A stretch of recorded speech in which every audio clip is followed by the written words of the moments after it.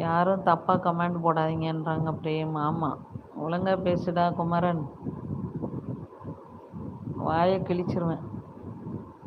உன் பொண்டாட்டியும் உன் லவ்வரை போய் செல்லம் மயிறு மாங்கொட்டைன்னு சொல்லு. அப்புறம் எனக்கு பசிக்கும்ல மியோ, சாப்பாடு வாங்கி தரேன் பட்டாம்பூச்சி, கவலைப்படாதீங்க.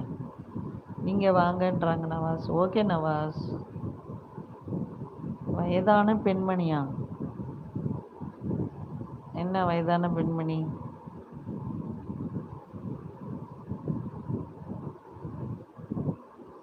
யாரு காசையும் அழிக்க மாட்டாப்பா.